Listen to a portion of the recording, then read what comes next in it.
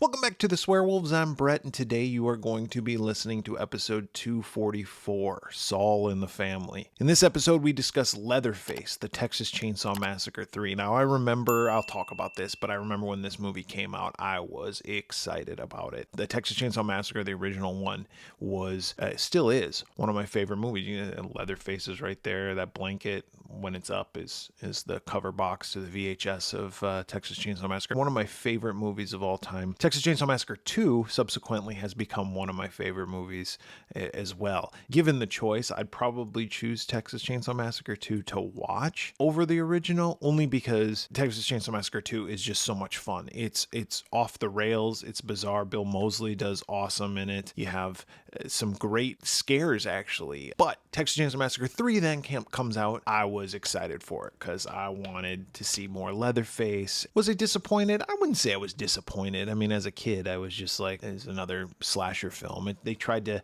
they wanted to capitalize on the popularity of Leatherface. It's a hard franchise, I think, harder than like a Nightmare on Elm Street or Halloween, Friday the 13th. It's a hard franchise to keep going on with because there's only so much. I think there's only so much you can do with it. I mean, that's probably true about any of these franchises for that matter. They just keep reestablishing and retconning over and over again with any Texas Chainsaw Massacre movie that comes out. And it's just, they don't capture what the original did. Of all of the sequels, besides two, of all the sequels, I think this is probably my favorite. Then you got the remakes and the prequel to the remake. I actually did enjoy those. Again, it's just retconning. It's just like, well, I mean, not even retconning. It's just redoing the whole thing, remaking the whole thing. Anyway, that's what we talk about in this episode. Episode 244 of the Swearwolves Podcast, Sawll and the Family. Enjoy it. Welcome back to the Swearwolves. I'm Bret. I'm David. David. Hey, Bret. How's it going, man? This is usually the spot where I ask you how you're doing, but I don't care right now because I'm very pissed off because my internet connection sucks and I can see you. You can't see me. There's some kind of delay. We keep fading in and out, and we just decided to plow through with recording this episode right now. So if this episode comes out, if it doesn't come out, then no one's going to hear this, and that means that we started over again. But if it does come out, just know, fuckers, that we went through great lengths to record this episode, and I'm sure David went through great lengths to edit this episode because it's probably choppy as fuck. Yeah. So if you hear lots of us talking over each other, that's probably why. A lot of delay and glitching. Yeah. Well, it is raining where I'm at, so maybe that has something to do with it. I also have two kids that just got home from school, and they probably immediately went to their computers, and so they're bogging down my internet. Those fuckers. My wife is probably on her computer doing work. Family's the worst, man. They ruin everything. No, family's the greatest. You want to know something, David? I have a trivia question for you, and you're going to get this answer wrong. Okay. Okay? Yep. And it's not that you're entirely wrong, but you'll understand why you're wrong. Who has the best wife in the world? Me. Right, honey? Yeah. See, that's what I'm saying. You're wrong, but you're not entirely wrong because I'm sure your wife is great. But my wife is great because all of a sudden I go downstairs and my laundry has been folded. And I don't know about you. I do my own laundry. My wife does her own laundry. Same. Kids do their own laundry. Well, maybe my daughter needs a little bit of help because she's younger. But I did my laundry and I said to her in passing today, I said, oh, shit. And I didn't say it with any ulterior motive. I said, oh, shit, my stuff got done in the dryer. I need to fold that. I'll fold it later. And then I went downstairs to get something to drink before we started recording. And I looked on the bed and all my clothes had been folded. Aww. So I have the greatest wife ever in the history of wives. Kudos. Plus, she listens to this podcast, so that's going to give me extra. Mine doesn't, but just points. in case. Bret's wrong. You're the best. David, let's just get to this. It could be a short episode. We could go long. Who knows? But you picked this movie this week. Why don't you tell everybody why you picked the movie that we're going to review? Yeah, I've got a big mesquite tree in my front yard, and it just gets unruly. And mesquite trees are the worst. Oh, yeah. They're like weeds, basically. Like, they grow quickly and everywhere. But I've got a big one in my front yard, and it's just been getting really wild and out of control. And like growing onto like the roof of my house and getting close to my neighbor's house. So finally this past weekend I just had enough. So I went to the store, I bought a chainsaw, and I went out in my front yard and spent like all day just hacking away at this thing.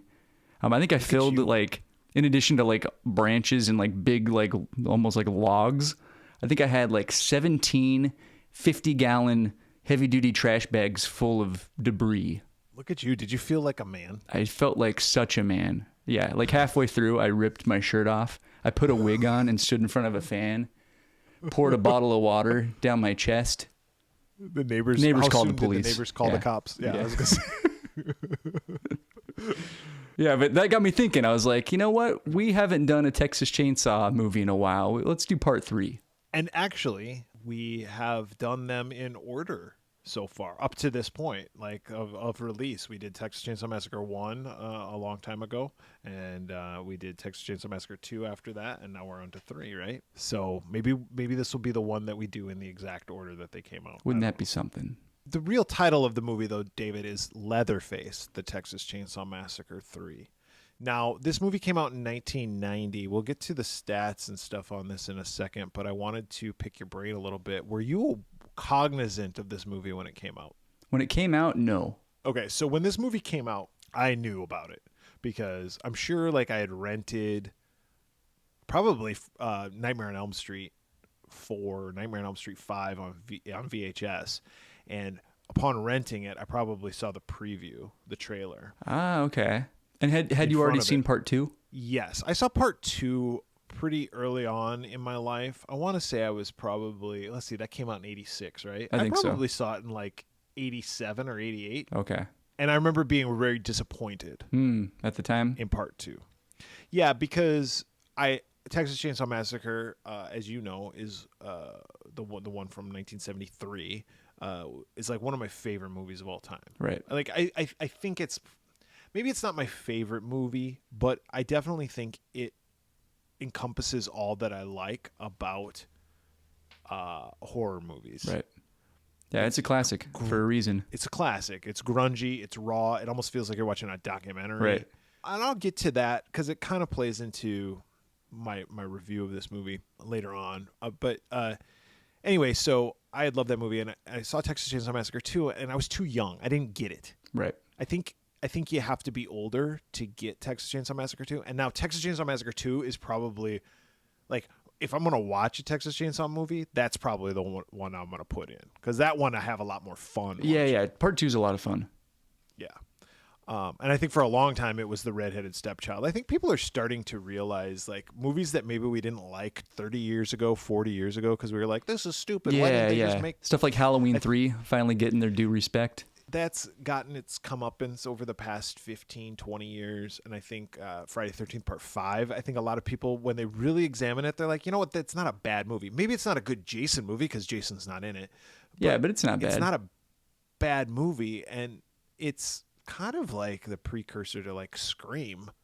If you really think about it, it's somebody being a copycat killer, which every Scream movie has been since the first one, right? I mean, that's all it is a bunch of fucking copycat killers. Anyway, Texas Chainsaw Massacre 3 preview. That's what I was talking about. So I remember seeing this and being like, holy fucking shit. Leatherface is back, bitches! And being fucking excited. And you can't see the look on my face right now because my camera's off, but I was fucking excited just now, even thinking about it. Did you get a boner? Yeah, I did get a boner.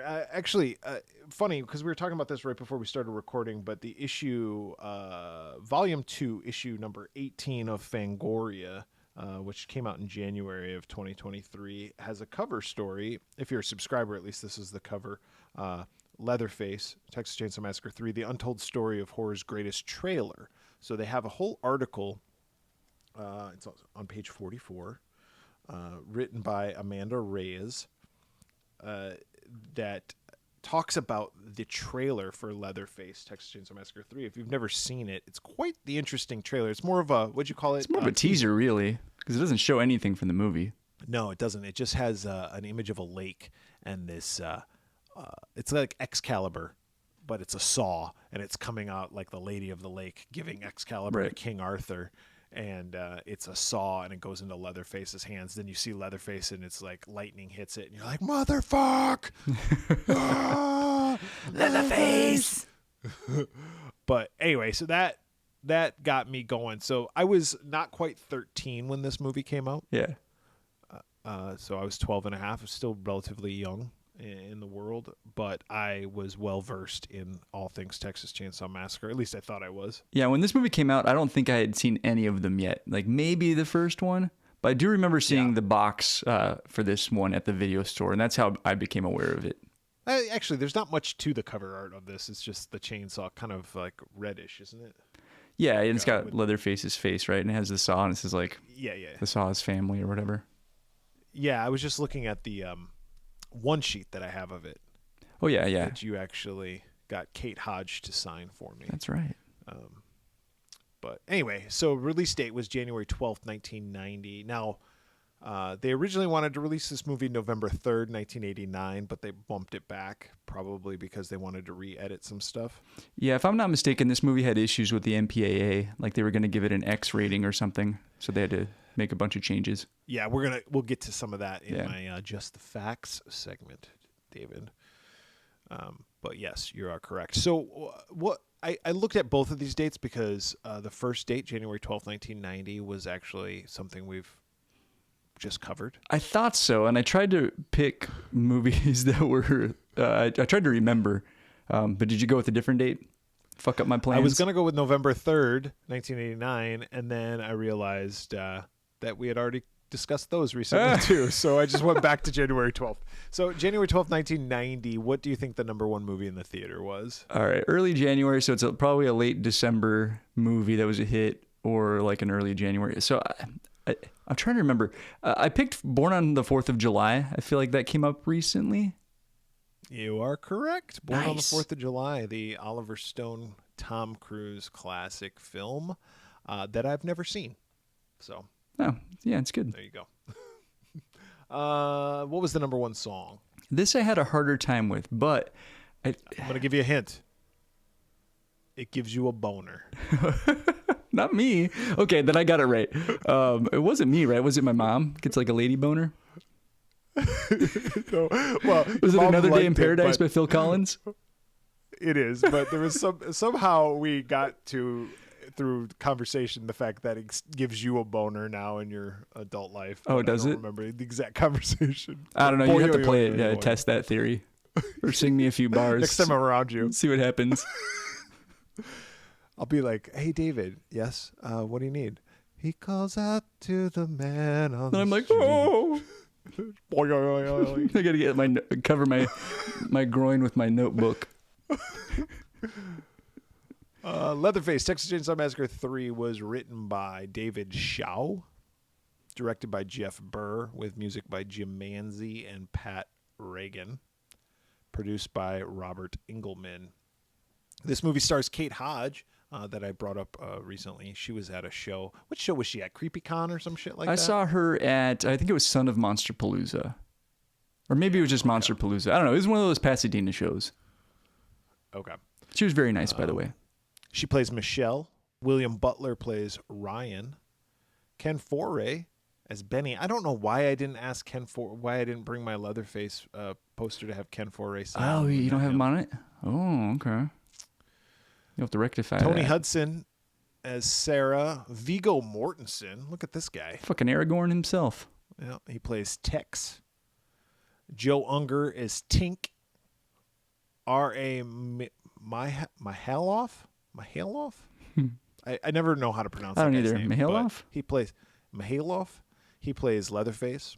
Tom Everett as Alfredo. And Jennifer Banco as the little girl. Now, Jennifer Banco, you might know from Friday the 13th, Part 7. She was the young version of Tina. Oh, okay. Yeah, Tina. Yeah, she did look kind of familiar. Yep.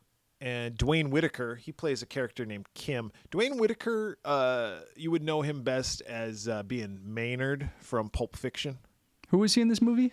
Plays a character named Kim. Small role. I don't know. He was in the cast, and then I was like, he was in this? And I didn't rewind it to see, but yeah, I don't recall seeing him, but I believe you.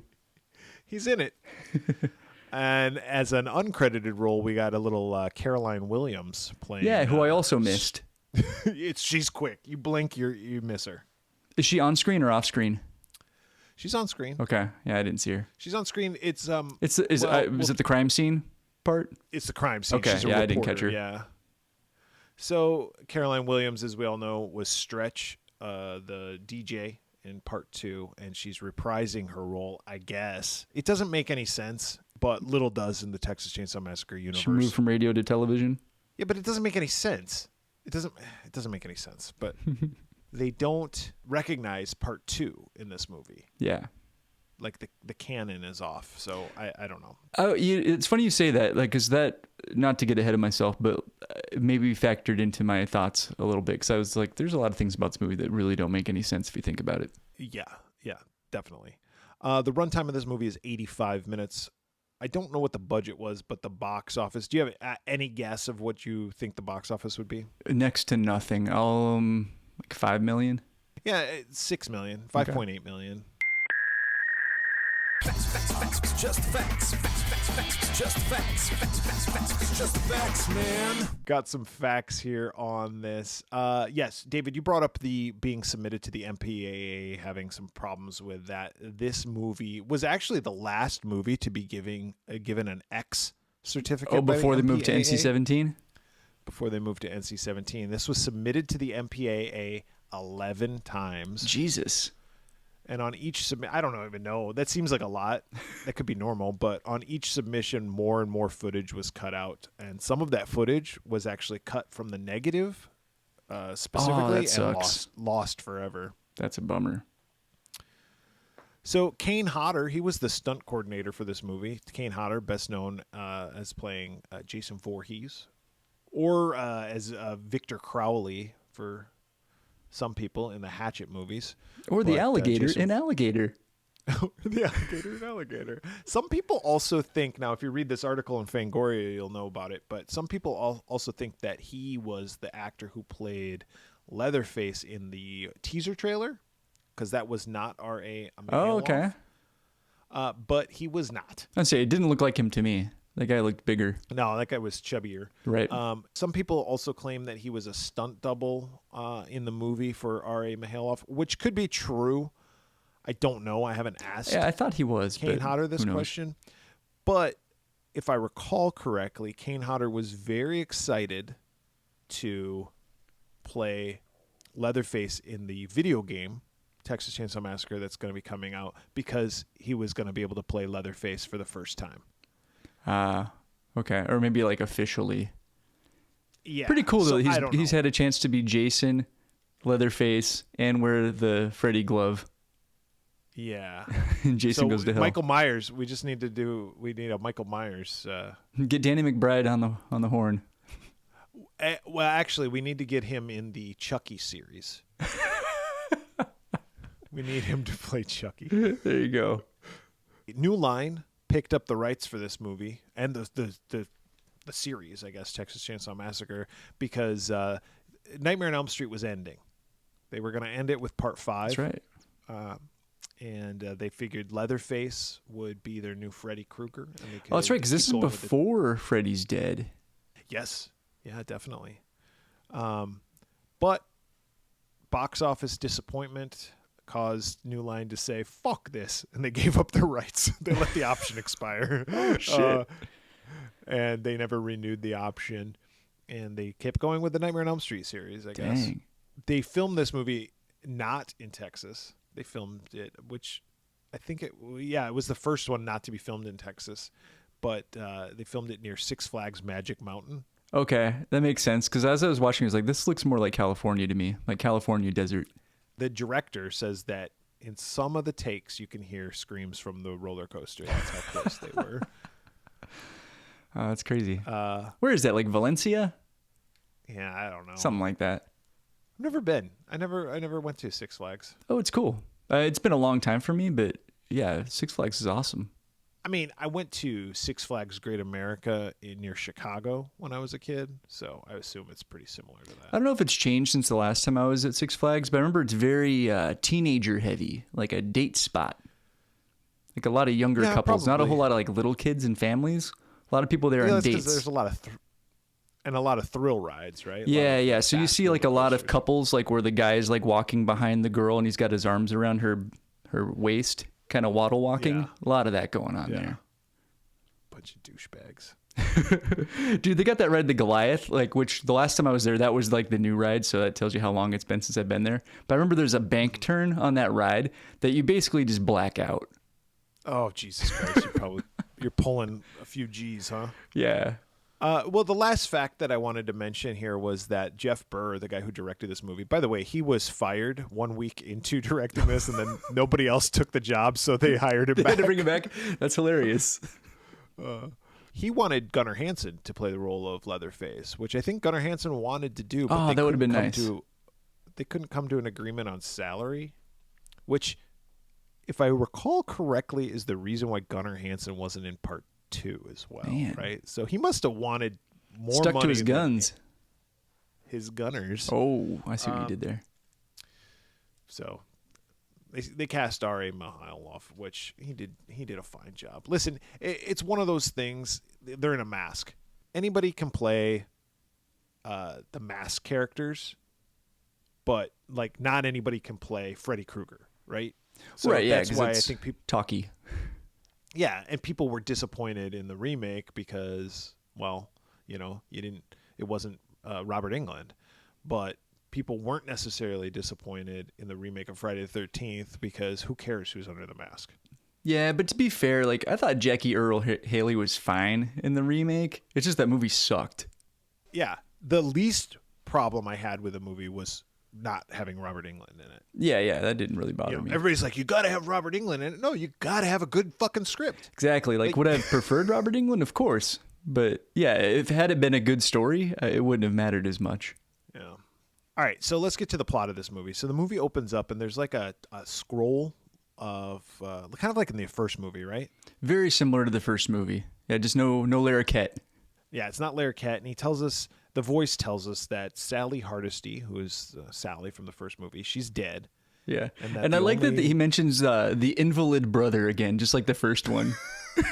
Yeah, it's just a fun word. We got to point out to everybody that this guy was an invalid. His legs didn't fucking work. Franklin. We don't know about his dick, but yeah, he couldn't walk. That's for sure. Oh, you know Franklin's dick didn't work. Come on. No, that's why You he was can't be that's why he was crying all the time. Yeah, he's so pissed off. Anyway, so Sally has died, and the only other living killer was the person identified as W.E. Sawyer. And that person was executed via the gas chamber in 1981. And everybody assumed that W.E. Sawyer was Leatherface and that he was just Like an alternate personality. Yep. But it says if that wasn't Leatherface and Sally was correct, then he's still out there waiting for another Texas Chainsaw Massacre. And we find out immediately that he's still out there. Well, we knew that because the movie got made, but also Yeah, because the movie's also called Leatherface. Leatherface. But like right after this happens, we literally see Leatherface kill a woman. Yep, and then we see a montage of him like taking her face off. Well, not taking her face off, but sewing what's left like of making her a new face. Leatherface mask. Yep. And there's like this young girl who's watching him through a window. Like he's in his like wood shop, he's like fucking old Yankee workshop. Yeah, And he's got his needle and thread. Yeah. Trying to And, get the thread through the little eye of the needle. Yeah. He's got his thimble on. He's licking the end of the Yep. thread. He's on and there's a young girl watching in through a window and she steps on a stick or something and he's like, huh? And she goes running away and he slams the door open, kind of like in Texas Chainsaw Massacre. There's a lot of nods to the first one, but kind of like a slide, tons. like when he slides it shut Yep. after he hits that dude with the hammer in part 1. Cut to this young couple who's driving through the desert. This is Ryan and Michelle. Now Ryan, this guy's like the douchey boyfriend. Oh, is that what he is? I thought they were siblings. No. These two were banging? I think they used to. They used to And bang, or this they is used to be like- siblings? Because that's Both. oh dear. They Scandalous. were siblings. They were siblings who fucked each other, and then they found out they weren't really siblings, and so they fell out of love. And so That makes the thing sense. that turned them on. The thing that turned them on the most was the fact that they was shouldn't have been forbidden. doing what they were doing. Yeah, they're really turned on by incest. my understanding, I could be wrong. I think the siblings thing is Jeepers Creepers. Yeah, I might have siblings. just been fooled by their lack of chemistry. Yeah, because I think my understanding is that they are ex kind of lovers. Okay, but they stayed friends.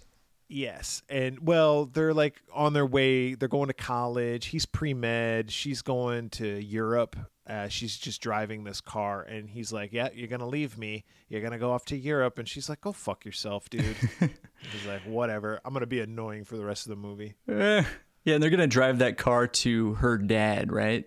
In Florida? Yeah, in Florida. They're driving from L.A. to Florida. I mean, that car was good. It was like this 67 Mercedes or some shit like that. Yeah. But come on. Like, just sell the car. Buy a better car. Yeah, or find one out there in Florida. Yeah, exactly. Or ship it. Exactly.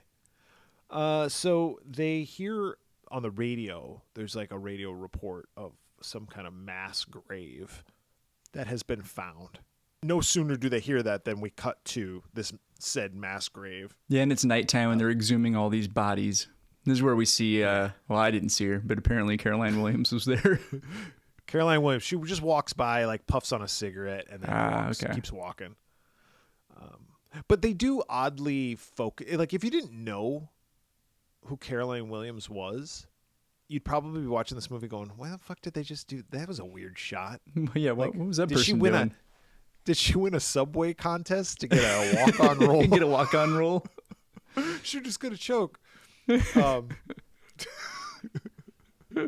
But they're taking pictures of the dead bodies, and it's like straight out of the first scene of TCM 1. Yeah, right? very, very similar. Mixed with like a little bit of like the skeleton pool scene in Poltergeist. Yeah, because you got these bodies and they're like melting, and we find out what it is because douchey fucking Ryan corrects the news reporter. He's like, it's actually whatever the fuck pronounced he says. blah blah blah. Yeah, I should know. I'm pre-med, huh? Right, Michelle? And she's like, yeah, you're also pre-fucking douche. He's like, actually, I'm post-douche. It's like, no, you're current douche. But apparently, if you're buried right, like your fat cells will melt off and create like a toxic Crisco. The ultimate weight loss program. That'd be great. Just bury people like up to their neck. Yeah, dude, I'm gonna be so hot when I'm dead. My body's gonna be fucking banging.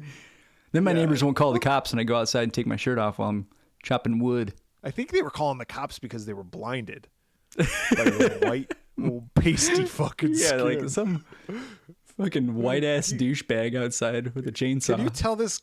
Yeah, can you tell this guy not to wear a bright white T-shirt when he's chainsawing, sir? His shirt is off. Oh, so they're driving from LA to Florida. They get stopped by a cop, and the cop's like, "What are you folks doing?" He's like asking way too many questions. They're like, "We're just driving through. Like, you got the fucking freeway closed down. This is a road. Stop. What are you doing?" But yeah, and the cop's like, "Well, listen, you get to where you're going as fast as you can, and don't stop. Don't pick up any hitchhikers. Just pass through and be on your way." What's the first thing they do? Stop. At least it's daytime now. It's the next day. Yeah, that's true. That's true. And you know what? Texas, have you ever driven through Texas? No.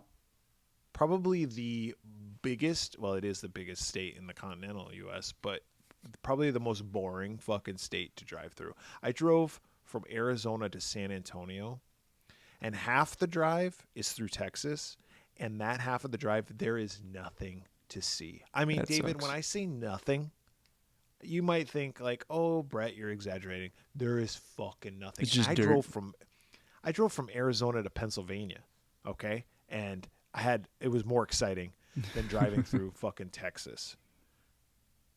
So they're driving through fucking Texas, and they hit an armadillo. Yeah, the most Texas thing you could hit. And they're like, "Oh my God, we hit an armadillo." Dude, do you know how many fucking dead armadillos you see in the road, on the side of the road in the southern states? Dude, yeah, like, I thought that too, because like I'm an animal lover myself. I know you are too, but like if I hit an armadillo, I'm sorry, I'm not even stopping. No, I'm like, oh, that sucks for that fucking armadillo. That's a bummer. Well, onward and upward. Keep going. Yeah, it's not like you hit a human being. Yeah, exactly. But they stop. They got to check it out. And the poor little fucker is kind of fish flopping a little bit. He's struggling. He's not dead. So Alex is like, I'll finish him off. Actually, not Alex. The girl, Michelle. Yeah, Michelle's like, I gotta. Alex, it's Ryan. Oh, whatever. Go ahead. Doesn't fucking matter. She's like, I'm gonna finish him off with this rock.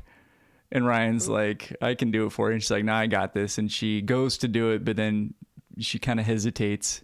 And she's like, I can't do it. Hands the rock over to Ryan, and Alex. he finishes the little guy off. Yeah, that's all true.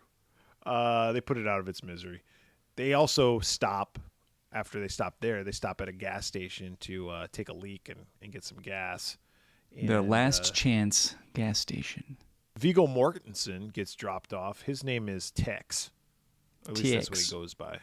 Yeah, Tex.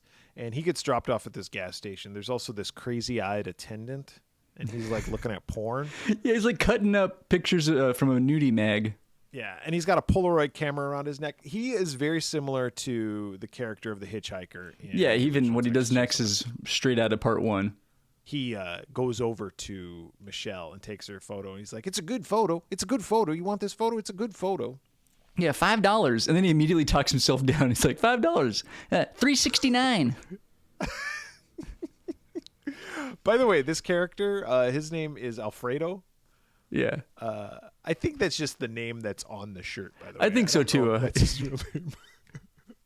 But anyway, Alfredo, my favorite character in the movie. Yeah, probably mine, too. He gets all sorts of pissed off because Michelle's like, just put gas in the car, and he's like, I'll put gas in something, and he's like, he's fucking her with the I don't know. Yeah, this is when Viggo stuff. Mortensen shows up, and he like kind of intervenes, like, hey, beat it, leave this lady alone.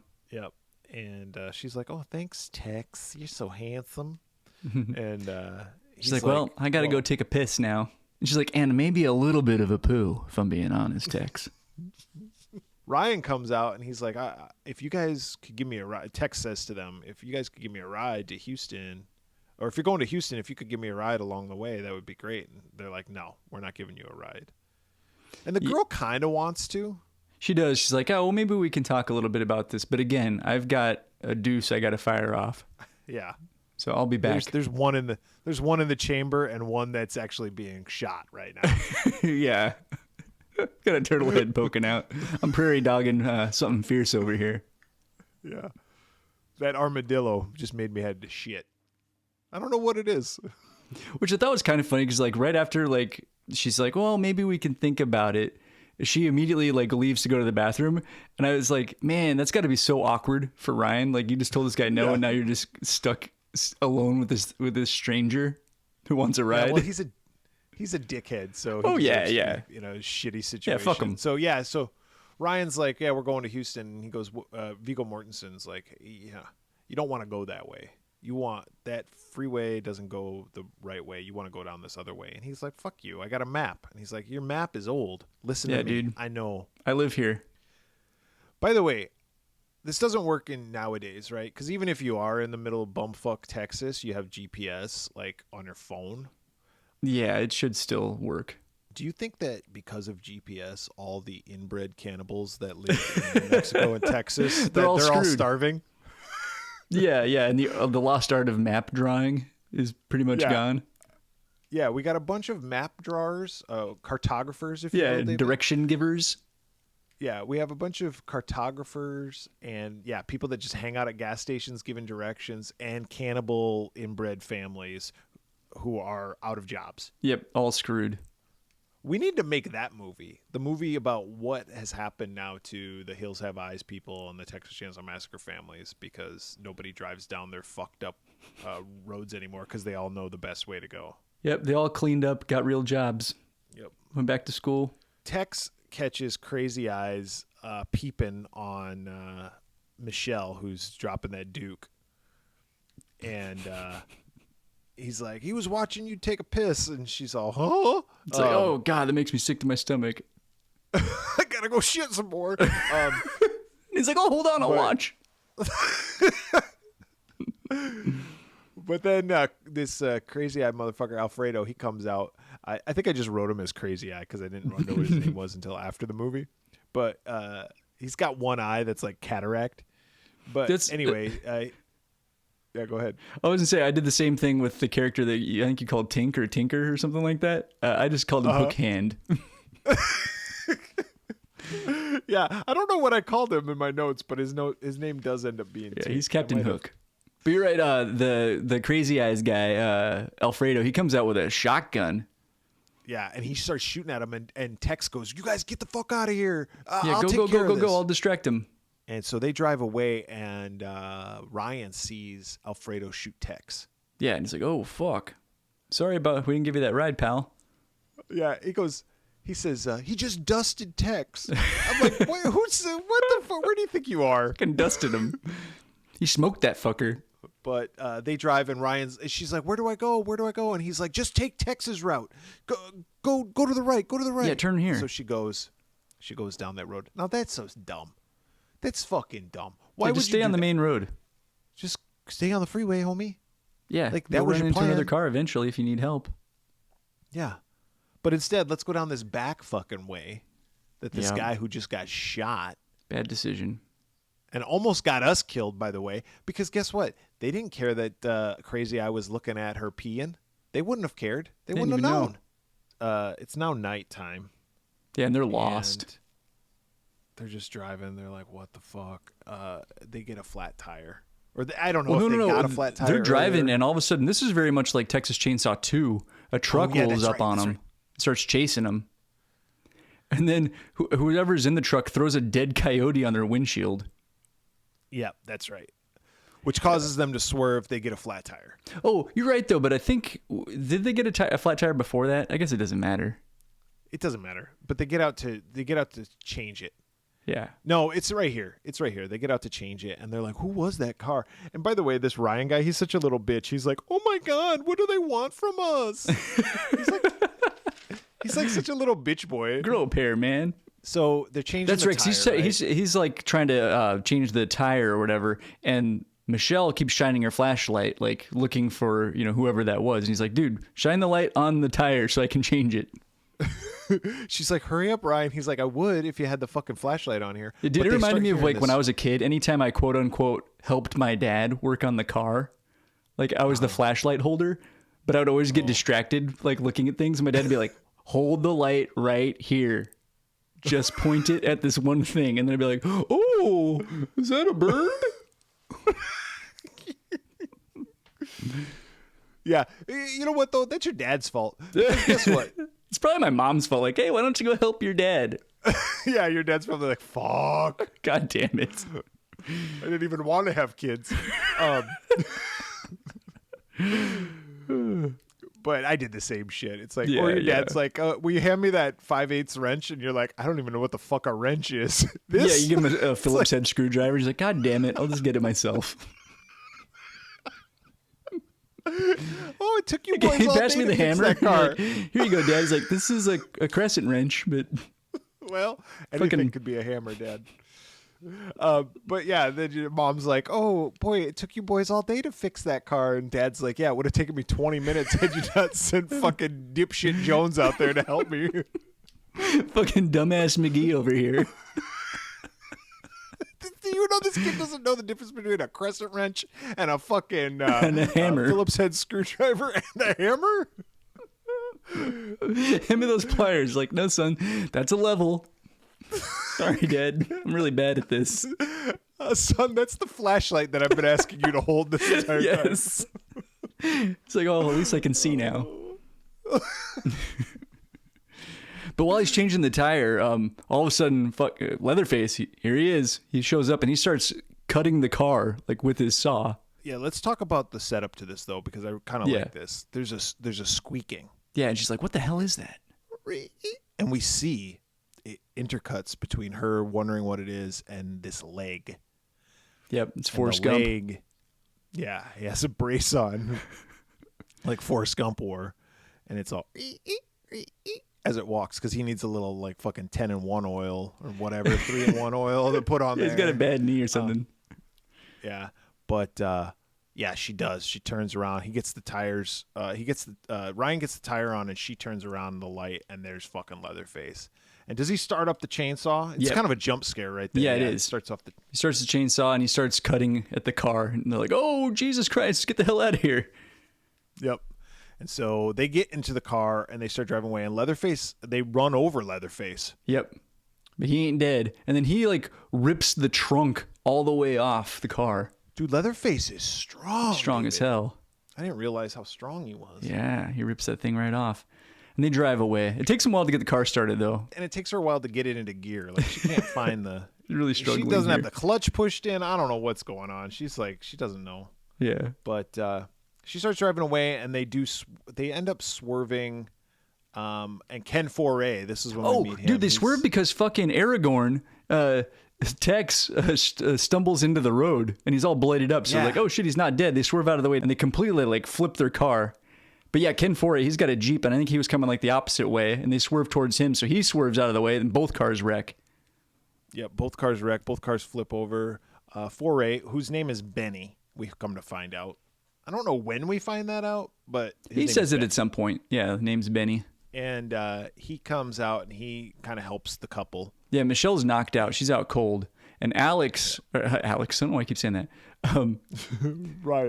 Ryan tells him what just happened, and he thinks, he's like, yeah, kid, you must have got knocked upside the head or something. You just relax. He doesn't believe him. And then Michelle wakes up, and she tells him the same story. By the way, they're pretty quick to trust some random dude. Yeah. Like, after everything that's been going on. Yeah, some guy came at us with a chainsaw, and somebody tried to run us off a road and throw a dead coyote at us. And somebody watched me shit earlier. Yeah, the guy who watched me shit shot some dude. I didn't even care that he watched me shit, but he shot some dude. This state is ridiculous. We're just going to trust some rando? Yeah. But they do. And by the way, Ken Foray, Benny, yeah, he's like a survivalist, right? And he knows how to like give like first aid and shit, but yet he just gives some random people some random fucking painkillers. He shouldn't do that. You know, they could be allergic to something. That's true. He gave them. He's just knocking them out. Like, took his chances. That's fucking. He gave them rapey drugs, David. Well, he very well may have, because those drugs work immediately. And they both passed out. Yeah, but like within seconds. Like, what did you give me? Painkillers. Yeah. Oh, me sleep now. Well, Foray goes up, and there's a tow truck already there, and it's got fucking flares. Yeah, all laid out. This is where Hook Hand. Yeah, this is Captain Hook, yeah. And Tinker is his name, and he's lighting up these flares and stuff, and Foray's like, oh, will you help me flip my truck over? And he's like, yeah, no problem, just getting back. And so Benny Foray, he goes to the back, and he sees there's a chainsaw in the back of the truck. Yeah, like, and Michelle and Ryan had just told him the story about like what had happened. So he's like, oh shit. And he's like, hey, actually before we go, I need to get something out of my Jeep. I'll be right back. And he goes and gets like an AR-15. Yeah, and he's like trying to load it up with bullets. Which I don't understand either. Like, you only need one. And if you're like really trying to hurry, just get one bullet in there and then pull out the gun and fucking, you don't even need any. You scare a motherfucker. Yeah, exactly. But he's trying to load the full fucking magazine. And he's panicking. Why wasn't it already loaded? I don't know. Maybe good gun safety. Yeah, I'm pretty sure the guy's an idiot. So anyway, so he's panicking. He's trying to load it, but Tink is like, well, fuck it. Yeah, he's getting nervous. He's in the car. He's like, this guy knows something. And he floors it. By the way, we can say right now that all these people are bad people. Tex, he's Except not for really... Benny. He's not really... Yeah, Benny's a good guy. But Tex isn't a good guy, even though they saw him got shot. They saw him get shot earlier. He's not dead because he was never going to be dead. The fucking Alfredo, not a good guy. And Tink is not a good guy. And by the way, Leatherface, not a good guy. Dude, it would have been funny if shit pervert guy turned out to be okay. He's like, I'm actually a pretty good guy. I just get off on watching people shit. Like, that, it's my one weakness. I was honestly thinking that when I was watching this movie, and I've thought it before, it's like, you know what would have been a better thing is to make him not necessarily a good guy, but not one of the brothers. Oh, okay, yeah. Yeah. that would have just been better had he just been like some fucking pervert who ran the gas station and he wasn't like a cannibalistic fucking murderer. Yeah. His creepiness only goes so far. Ken Foray jumps out of the way of the truck hitting him, and he falls down the side of the hill, and then Leatherface comes, and him and Leatherface fight. And Foray's like fucking Leatherface up. Yeah, he's beating the shit out of him. And we know Leatherface is strong. He ripped the fucking trunk off of a car. So Ken Foray is stronger than that. But Leatherface has got a little toy up his sleeve because he loses his big-ass chainsaw, but he has like a little bone saw. It's like a yeah, just Dremel. a little saw. Yeah. He pulls out this little Dremel saw. Yeah, and it's he, almost like a saw- grinder kind of thing. Yeah, like a Dremel. He saws into Ken Foray's arm, and he's about ready to kill Ken Foray, and then the girl from the beginning who stepped on the stick, she comes out. Yeah, and she's like, "Hey, asshole, it's me you're after." She saves his ass. Yep. By the way, is there swampland in Texas? I'm not sure. But yeah, David, there's a lot did of this like look- bogs. Did this look like a fucking swamp? Did you think we were in Louisiana? Yeah, that was a little strange. In the middle of the desert, no less. They're running through this wooded area. Yeah, and a lot of wooded areas with trees. But they're running through this wooded area, and she ditches Leatherface, and she comes back and talks to Ken Foray and kind of explains to him that there's these creepy motherfuckers who are after him. He's like, I got to go save this other couple, so you probably shouldn't come with me, which I thought was also stupid. It's like, just take her with you. Yeah, stay together. But he's like, I'll come back for you. And he leaves. Well, no sooner does he leave than she gets killed by Leatherface. And she gets chainsawed like immediately. So the couple, these guys, Ryan and Michelle, they've woken up now. They're the drugs that Benny gave them, the rape drugs. They've worn have off. Worn off. And they run. And they're running through the woods. And they hear Leatherface. And then there's a bunch of traps. Like bear traps. rudimentary, like bear traps and like small game traps and stuff like that. And Ryan steps in one and it fucks up his foot. That can't feel good. And Michelle sees it and she's like, "See ya." Well, she does the right thing. She just does. runs. She's like, I can't do anything for you. This guy's gonna kill Yeah, me. because Leatherface is gaining on him. He's fast. And Leatherface comes up to him and he kills him. Well, he doesn't, but he does. We assume that he does, but yeah, we find out a little bit later. He's not quite dead yet. No. So Michelle just keeps running and she comes across the house. And there's like this little girl, and the little girl's like, oh, crying. And she's like, little girl. And she goes after her, and she follows the little girl into the house and up into this room upstairs. And she's like, what's wrong? And the little girl was like, this is my doll or something. And she shows her the doll, and the doll's like a little fucking skeleton. Yeah. It's like bones. And she's all, what the fuck? And then the little girl like cuts her. Yeah, like stabs her with a little knife. And then all of a sudden, Tex comes in. And Tex comes in and he... grabs her and he nails her to a chair. Well, and he turns the lights on, and we see that this little girl's room has bones everywhere. Yeah, skeletons and shit, bones. Yeah, and he's like, "How you like Texas?" And she's like, I don't. not a big fan. And the little girl's like laughing now, and Yeah. they're all psychotic. But It's a David, fucked up you're right. family. He takes her downstairs to the kitchen and nails her hands to a chair. By the way, question for you. Because you're a cannibal, because you're inbred, does that mean that, and I don't even know if they're inbred, but they're cannibals definitely, does that mean their house has to be dirty? Like, can't they have a clean house? Hey, can't they be tidy cannibals? Yeah, can we dust? Can we pick up the bones? Maybe put all bones in the bone cabinet? Organize them, have some bins. Yeah, but everything's fucking dirty. It's dirty. I could smell Oh, that yeah. house through Yeah, my it's TV. gross. It was disgusting. It was. Tink comes in, and they bring Ryan in, and they hang his dumb ass They, like, upside string him up. down. Yeah, by like 2 meat hooks. And we see Grandpa. He's dead now. He's just sitting in a withered chair, away, just nothing. rotting. Yeah. And then Grandma comes in, or Mom, I don't know Mama. what she is, but she's in a wheelchair, and she's got a voice box. Hello. She's got a voice box. She's got the robot voice. Yep. Crazy Eye, we cut back to him. He's out in the woods near the swamp, and he's dumping body parts into the water. It's the body parts of the girl. Yeah, and he's kind of like singing a killed little earlier. song or something, isn't he? Yeah, he's like making up lyrics to a song, and then he pulls out her head and he's like, "I used to like you, but I don't He anymore." tosses that in. And then he's like, "How's the soup coming?" And he's making himself laugh. He's just he's a funny character, Yeah. actually. Leatherface gets home and they gift him with a new saw, and it's this saw. David, this saw is fucking longer than I am tall. This It's saw big. is fucking huge. And this is where it says the saw is family on the side. Yeah, who engraved that? They got it done. I mean, that's some fine craftsmanship too.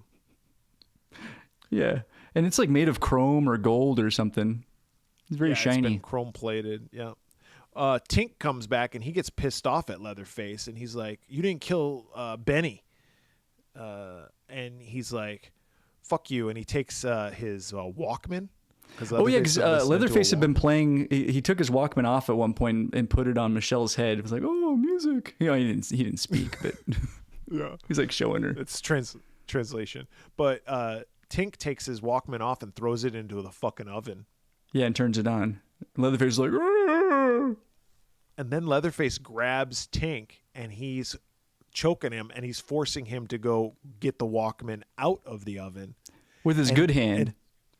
Yeah, because he was originally going to grab it with his hook hand and Leatherface pulls it back. Yeah, he's and he like, makes him do it with his good hand. Yep. Which I thought was a good scene. Like I like really that liked too. that scene. Cut back to Crazy Eye by the water and Ken Foray knocks him out. Yeah, he gets the drop on him, punches him like into the bog, and he's like, one down. And I was like, really? You just kind of punched him into the water. There's no way this guy's dead. And if he is dead, that's lame. Well, I mean, realistically, he would die because he'd probably drown. If he knocked him out, I guess, yeah. And This is a movie. I guess in his defense, he didn't resurface. We just see like fart bubbles come up. Bubbles. Yeah. He's like, oh, that guy had some gas. He's ripping ass down there. Back to the house, Leatherface is going out because the mom comes up and she's like, go practice your words or some shit like that. So he goes out to his workshop again. Before he starts practicing his words, he throws that melted cassette onto a pile of other cassettes. Did you by any chance notice any of the cassettes and what they were? Oh, no, I did not. I did. I paused it and looked really closely. Yeah. The one cassette I could see was the Bright Lights Big City soundtrack. Was that just at the dollar bin at a local music store or something? Probably because it was a Warner Brothers release, and I'm like, this is a New This is Line New Line. film. This isn't a Warner Brothers release, but whatever. But yeah, so if you want to set up your house like Leatherface's workshop from Yeah, Texas you're gonna need Chainsaw that Massacre tape. 3, you need the Bright Lights Big City. It is on eBay currently. Not that actual one, but you can buy copies of it on eBay. I looked it up. Oh, thank God. But Leatherface starts practicing his words, and he's using like basically the equivalent of a speak and spell. And it's like, It like shows a picture on the screen, and it's like type in the word that this is, and it's a picture of a clown, and it's almost like Hangman, like it gives you the spaces for letters. And Leatherface is like this? FOOD. It's like that is incorrect, Yeah, because it looks like a person. and he just keeps doing food over and over again. And then he gets pissed off. Yeah, Did you have a speak and spell growing up? I did. In fact, I still have one, but the one that I have now is like modified for like music, so it's got like these buttons and switches and stuff, so you can do all sorts of weird glitchy shit. Look at you. Yeah, actually, it's broken right now. If I ever use it again, I'll need to get it repaired. It actually caught on fire. Oh, shit. Yeah, it's not supposed to do that. We had a speak and spell, and I also had a speak and math. Oh, nice. I never had that one. I didn't have the speak and read. I didn't either. I just had the cousin speak had and that. spell. Yeah. But E.T. used to speak and spell to phone home, David. That's So true. He did. I always wanted that speak and spell because that was a different version. Was it the one with the round buttons? Yes. Yeah, and so you had the round buttons, you had the square. As a kid, I had the one with the square buttons. Yeah, and it was just kind of flat. Yeah. Like, there was just a pad. Mm-hmm. It wasn't like the tactile buttons that you could push in, really. I mean, they were, but you know what I mean. I know what you mean. Leatherface gets pissed off. He goes back in. And they're all, like, in the kitchen. And this is where they slice Ryan in half from taint to tip. Yep. Because they have him stringing up. But he's still alive when they do it. Yeah, it's rough. which is fucked up. Ken Foray comes and he's like, "What the fuck is going on in this house?" And he's like, "Well, Dude, yeah, also right around this time is when we find out that Leatherface likes to plow. Like, doesn't the mom make some sort of joke about like, oh, he likes the ladies' private parts and like maybe we should let him like have some fun or something? I was like, ew. Yeah, and the mom even says like he knows what to do down there. And then she goes, I cut mine out years ago. And then she's like, and I also cut off Grandpa's. Ugh. Yeah, I was like, they ate that. And how does she cut off? How do you cut off a pussy? I thought she meant like she had like a hysterectomy, but what you're saying makes, I guess, more sense. I don't know. She cut out her vagina. That's hardcore. Man. She cut off Grandpa's dick, so they ate it. Delicious. Yeah, cooked it up like a sausage. They fried that shit up with some butter and some onions. It was like a mini sausage, though, if you catch my meaning. Yeah, it was like a fucking Vienna. Yeah, like one of those little links. Yep. But you're right. Benny shows up and he's like, "What the fuck is going on here?" And he just starts shooting up the house. By the way, awful shot. Well, I mean, he does hit a couple of them.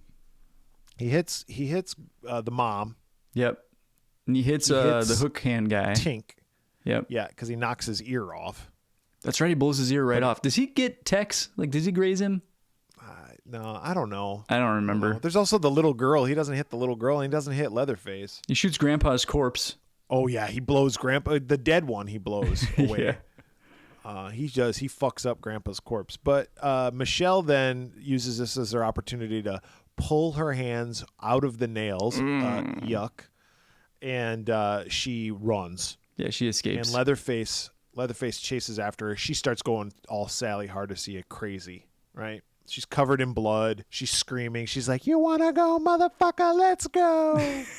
That's right. So Leatherface chases after her. Benny runs out of bullets. He starts fighting Viggo Mortensen. Oh, yeah. He's like, they're fighting. He's like, "Why are you doing this?" And Viggo Mortensen's like, "We're hungry." And Ken Voorhees says, "Ever heard of pizza?" Yeah. It's goofy. Tex, Viggo Mortensen, gets covered in gasoline because gasoline is like leaking from the truck. And then it starts on fire. I don't know. Does Ken Foray start it on fire? Yeah, because you remember lighter? that girl earlier? Like they smoked a cigarette together, and she gave him the Zippo. She's like, you hold on to it." Yeah. So he uses that, and he lights him up, and the truck explodes. So Tex is dead. Michelle goes and gets caught by Leatherface, but then Benny starts fighting Leatherface. They fight in the water. Yeah, he tackles him right into the bog. They start beating each other up, and then Ken Foray gets killed, drowned, I guess. And like then, on the saw is like sticking out of the water, like Jaws style kind of. And yeah, Leatherface just holds him to the saw and starts hacking on him. And then Michelle runs again. Well, she grabs a rock and she hits. Oh, that's right. Yeah. Head. I'm like, why the fuck didn't you do that while Benny was fighting him? Yeah. Instead, she just stood there and watched. Yeah, she's a little slow. But she hits him over the head, and then he drowns. And so she starts walking off. Dude, now she's got all the confidence in the world to just go start smashing armadillos. She's like, "Oh, that wasn't so hard." But she walks. It's daylight now. And a truck pulls up, and it's the truck from the Last Chance Gas. And she's like, "Oh, fuck." The door opens, and it's Benny. Ken Foray. Hey, he's alive. Still alive. He's like, "Come on, let's go. And so he gets her into the truck, and as he's going to walk around, boom, he gets nailed by a sledgehammer. Yep, Alfredo's back. Alfredo's still alive. And Alfredo starts attacking Michelle. Michelle goes to grab a shotgun. There's this whole fight. She ultimately does point the shotgun at him. And he's like, "You don't know how to use that." And she's all, "Ch-ch-ch." She says something. I forget what she says, but she blows him away. Yeah, she makes some sort of little quip and then blasts someone. And then she gets Ken Foray, puts him in the truck, and then she pulls off his dead body off, Alfredo's dead body off the truck, and she says to Ken Foray, "There's roadkill all over Texas." Which is what I think she wrote on your poster, if I remember correctly. It's exactly what she wrote on my poster. And it's a callback to earlier when I believe Tex says it. There's roadkill all over Texas. Yep. And when she says it this time, Benny goes, "You got that right." They drive off, and then Leatherface is still there, and he starts up. He comes into the scene, the shot. This is his leg. He starts moving his leg like that. That'd be awesome if it made that sound.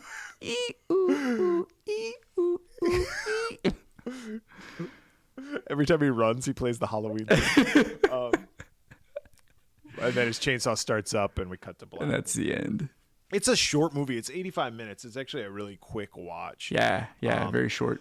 Now, we would get many more Texas Chainsaw Massacre movies after this, even though New Line was like, fuck this, we don't want to do another one. Once the option lapsed, other people would pick it up. We got Texas Chainsaw Massacre: The Next Generation in 1995. It was Renee Zellweger's in that one, right? And Matthew McConaughey? Yeah. Have you ever seen that one? Yes, I saw it when it came. Well, not like, I don't know if it came out in theaters. I don't think it did. But it was out on video. I remember we rented it when I was like a teenager. And I only saw it that one time. I remember it being absolutely horrible, but I'm sure we'll watch it again at some point. Yeah, it is batshit crazy, that one. I do remember that. Yeah, it was nuts. I will say this. McConaughey does a good job in that movie. Yeah, I seem to recall him being a good bad guy. Funny story about that. I remember going to the movie theater. I had friends when I was in high school who worked at movie theaters, so we used to go in and see movies all the time for free. Yeah. And so I would see a lot of previews, and this was back in the day when I liked seeing the previews. Now I'm like, fuck, it's 25 minutes. Let's get to the movie already. It's like back in the day, you only got like 2 or 3 previews. Now, you get tons of them, and they're long. And also, there was no internet back in the day, so I couldn't see all these. I hadn't seen all the previews already. That's true. All the ones that you go. I went and saw Scream 6. I mean, it was months ago, but there was like 20 minutes of previews, and I'm like, I've seen all these previews already. Yep. But anyway, whatever movie it was I was watching, I remember seeing the preview for Texas Chainsaw Massacre: The Next Generation. Mm-hmm. And remember how crazy I got over the Leatherface preview? Yeah, I was you were even more excited. As crazy. Yes. Brett, you that fool. One and the Fantastic Four, the Roger Corman Fantastic Four, I saw that preview, and I was like, fuck yeah, they're making a Fantastic Four movie. This is before I knew anything about that shit. So, but you're right, that movie never got released in the theaters. In fact, Renee Zellweger would go on, obviously, to have much success, Oscar winner, and Matthew McConaughey, Oscar winner, right? Yep, crazy. And they would have much success after their movies came out. A Time to Kill was Matthew McConaughey's big breakout role, and Jerry Maguire was Renee Zellweger's. Their management tried to get Next Generation to not release at all. Oh, that makes sense. Failed miserably, but whatever. Yeah, now they're like, no, we got bankable stars in this. Yep. The Texas Chainsaw Massacre 2003, the Michael Bay one, came out. Texas Chainsaw Massacre: The Beginning, which was the sequel to the Michael Bay one, or the prequel, excuse me, to the Michael Bay one, came out in 2006. Then we got Texas Chainsaw Massacre 3D. It was just called Texas Chainsaw 3D.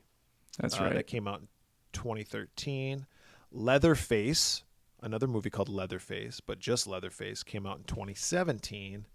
And then just last year, we got Texas Chainsaw Massacre. Not the Texas Chainsaw Massacre. It's called Texas Chainsaw Massacre. It's a lot of movies. So we did get a lot of Texas Chainsaw movies.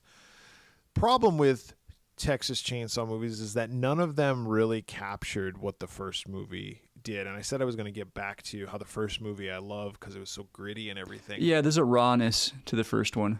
None of those movies could ever duplicate that and capture that. And they could not duplicate the franchise success that Friday the 13th, Nightmare on Elm Street, or Halloween had. Yeah.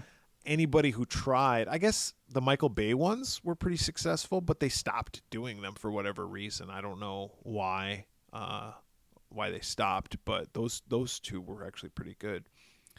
But they've always restarted. It's like, oh, now we're going to do this. And there's not continuity between them. Yeah, exactly. So Texas Chainsaw Massacre 2 has always been disavowed because they never bring up that stuff. And Leatherface is always back. And it's like, well, okay, I guess, but that motherfucker gets killed. I seen it. I seen it, David. That's right. I saw a chainsaw go right through his belly. There's no way you can tell me that didn't kill him. Yeah. Yeah, what did you do? Go to a doctor with his fucking Leatherface on? I always like to think that Leatherface is actually not deformed under there. He's just a really handsome guy. He's super studly. Yeah, he just thinks he's ugly. Yeah, he's an It's Adonis. like, I remember. Speaking of Fantastic Four's arch rival is Doctor Doom, right? Mm-hmm. And Doctor Doom wears this metal mask because he's disfigured, and he blames Reed Richards for his disfigurement. That's why he's a bad guy, and that's why he wants to kill Reed Richards in the Fantastic Four. And there was a run of Fantastic Four comics where you saw what was under Doctor Doom's mask, and he was a handsome guy. He just had one cut on his face, but he was tiny little scar. But he was so vain that set him over the edge. So pompous. So I always thought that would be cool if that was Leatherface. Like, yeah, he was just fucking Dr. sexy Doom. as hell. Yep. I actually kind of like this movie. Okay. I saw it as a kid, and although it's not as good as Texas Chainsaw Massacre 1 or Texas Chainsaw Massacre 2, I do remember it being a lot of fun to watch, and I think it was a lot of fun even now. I just watched it again. I'd seen it a couple years ago, was the last time I watched it, but I think what this movie suffers from, though, is what Friday the 13th Part 7, which came out right before this or right around the same time, suffers from, and that's censorship. Yeah. The violence is really toned down. Like, it's almost all off screen or implied.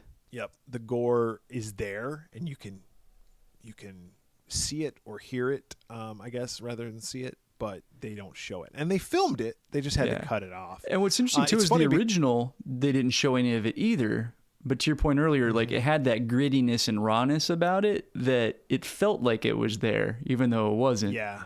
This one didn't have that element, at least not as much. So I think, it needed more of I think gore. I think in the original, they didn't show the gore because they didn't have the means to do that. So they found creative ways to film, and what they filmed is what they showed us. This one, they filmed the gore, but then cut it out. Had to cut it. So it doesn't make any sense. If you just never filmed the gore, you'd find creative ways to make it better. Yeah. But instead of just cutting away from it. But I do think it's funny that there was a scene originally in the script where Ryan, I'm assuming it was Ryan, was naked and being hung upside down, and he gets sliced in half. Was his dick in his belly button? Yeah. And the studio was like, no, absolutely not. Yet here we are 30 years later, and Terrifier. Oh, yeah, and cut that chick in half. Same exact scene. Wow. Same exact scene. Yeah.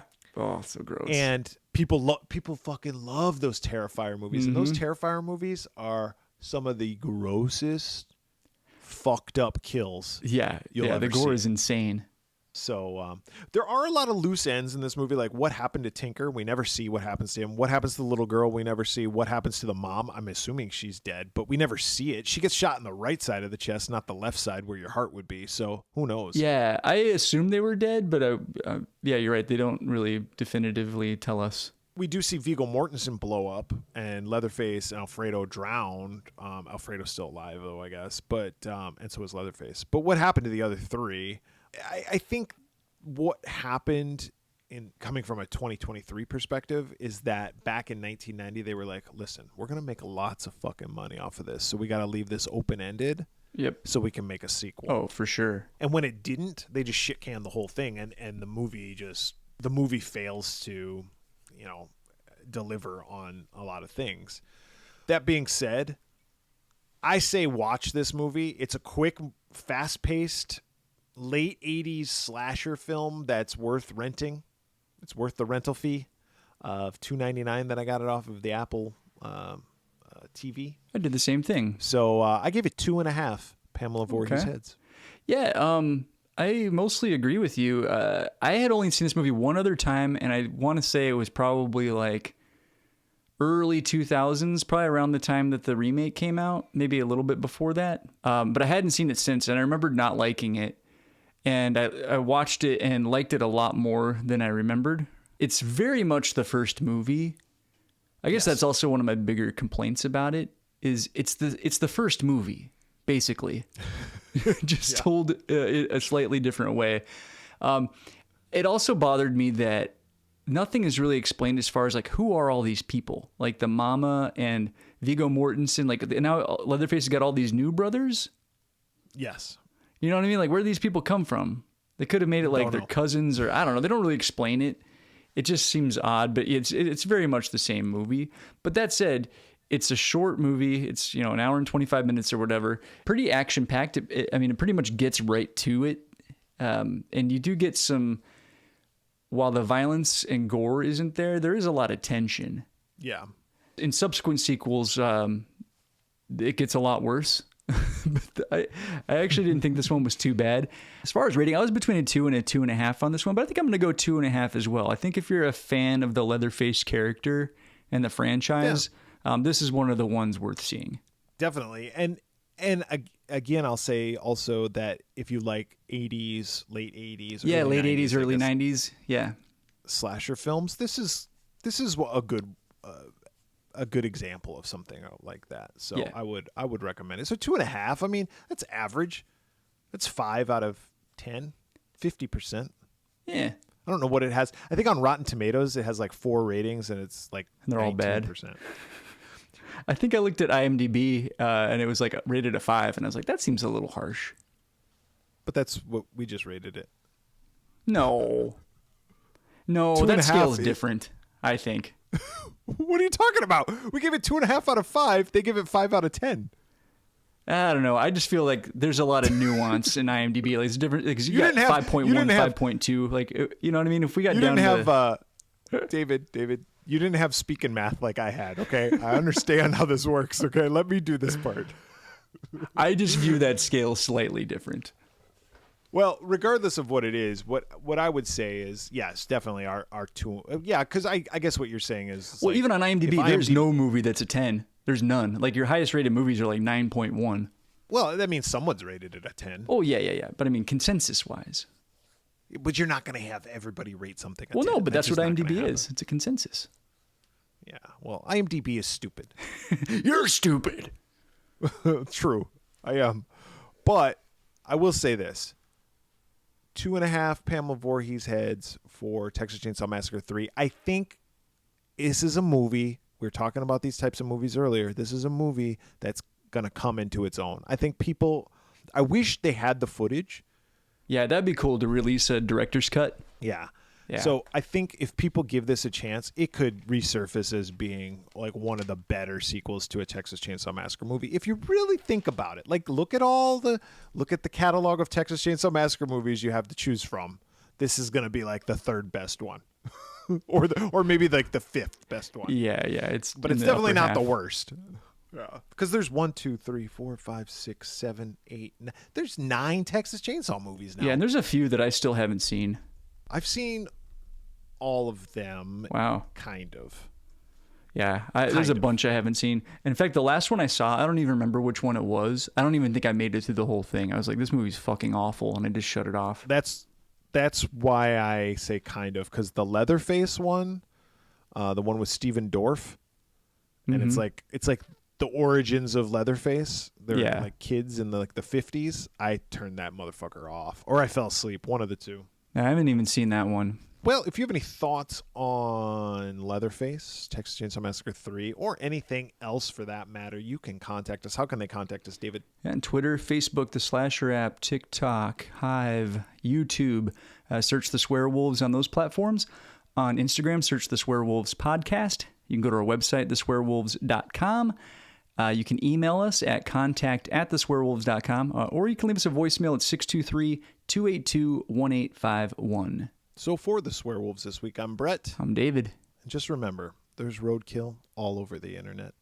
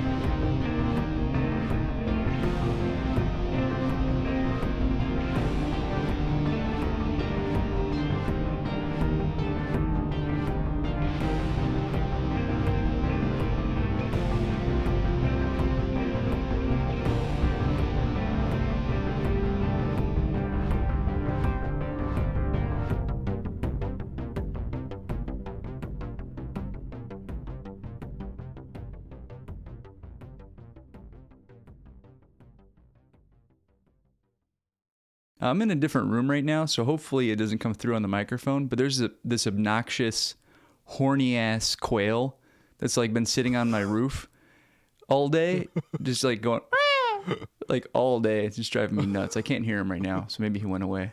But if you happen to hear that in the background, it sounds kind of like you know that Rob Bass and Easy Rock song, It Takes Two.